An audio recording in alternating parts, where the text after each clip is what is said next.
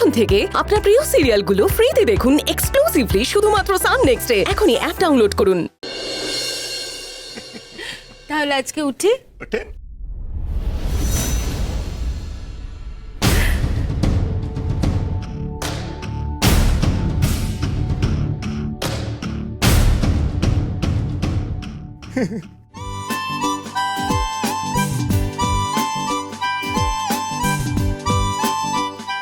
আমারও পোস্টার লাগবে।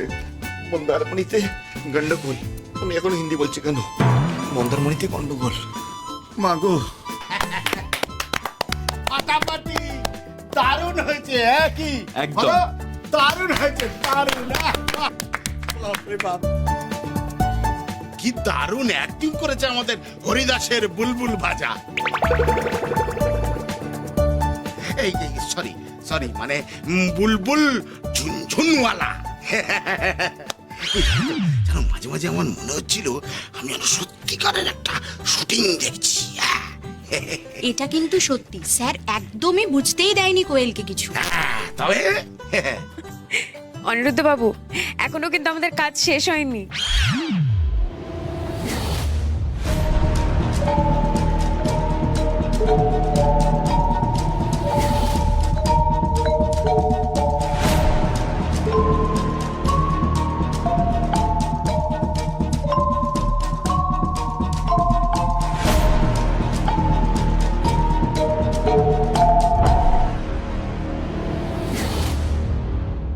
না, এখানে ওর সাথে কথা বলাটা ঠিক হবে না।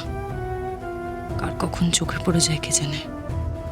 তার থেকে ও কোথায় থাকে জায়গাটা দেখে রাখি, সুযোগ বুঝে না হয় কথা বলবো।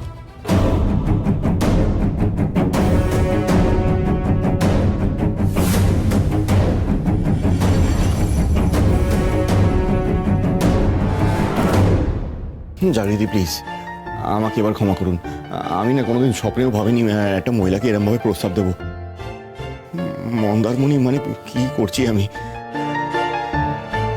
যেটা আমরা যেরকম ভাবি সেটা কি সবসময় সেরকম হয় অনিরুদ্ধ বাবু? পরিস্থিতি অনুযায়ী আমাদেরকে চলতে হয়, বুঝতে পেরেছেন? এবার ভেবে দেখুন, কাজের জন্য কত মানুষ কি কি করে বলুন তো। তাহলে আমি এইসব সব লাগিয়ে আমি না আর পারবো না। আমার কেমন ভয় করছে, টেনশন হচ্ছে। অনিরুদ্ধ বাবু, এখনো আমরা আসল কাজটাই করতে পারিনি। কোয়েল তো রাজি হয়ে গেল, এবার অর্কবাবুকে তো রাজি করাতে হবে। আমাদের দুজনকেই অর্কবাবুকে রাজি করাতে হবে। আচ্ছা পিয়ালি, তুমি একটা না রিসর্ট বুক করে ফেলো তাড়াতাড়ি, হ্যাঁ? আর 3টে রুম বুক করবে, আমার, অনিরুদ্ধ বাবুর আর তোমাদের সবার। আর সেখানে অর্কবাবুকে ডাকতে হবে।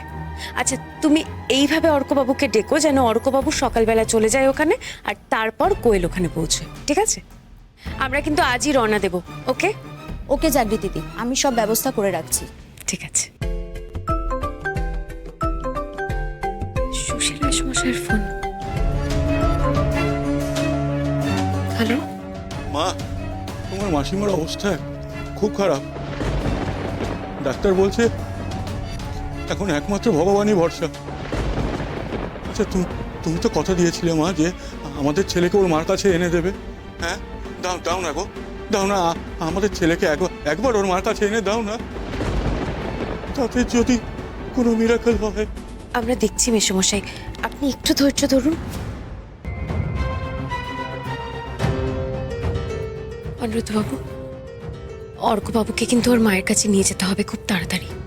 কি এখনই বেরোবো? হ্যাঁ, এখনই বেরোতে হবে।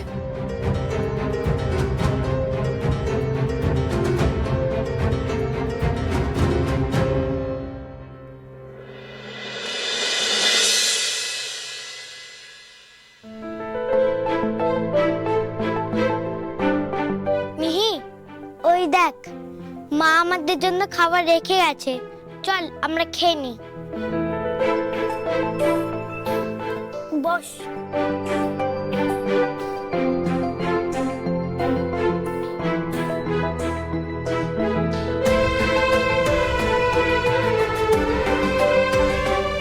ততটুকু খাবি যতটুকুই ভাত নেবে তো জায়দা। মিষ্টি বাসি পড়েছে, খাবার নষ্ট না করতে।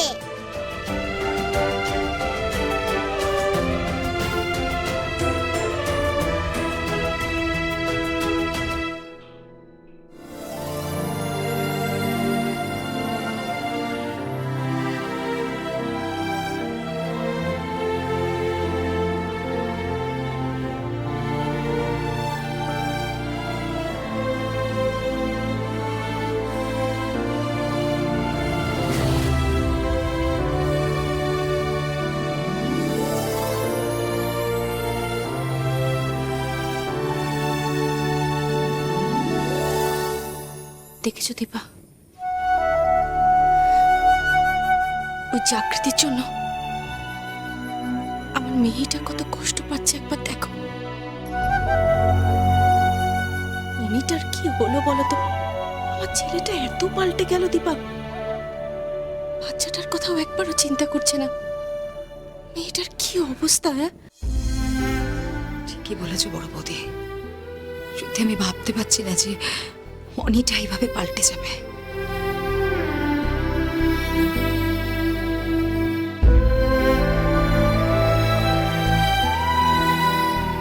দেখেছো মিহি মাছ খাবে, মাছটা কি করে খাবে বলো তো মেয়েটা দীপা? ওইটুকু মেয়ে মাছের কাঁটা বেঁচে খেতে পারে নাকি? ওই মেয়েটা শুধু বড় বড় কথাই বলতে পারে, ওর দ্বারা যে কোনো কাজ হবে না সেটা আমি খুব ভালোভাবে জানি। মেয়েটার কষ্ট আমি আর দেখতে পাচ্ছি না দীপা। ওর আর কি বলো, কষ্ট তো পাচ্ছে আমার নাতনিটা। মিহি, আমি তোকে মাছটা ছাড়িয়ে দেবো, নাহলে তো তোর গলাতে কাটা ফুটে যাবে। ঠিক আছে, বেঁচে দাও।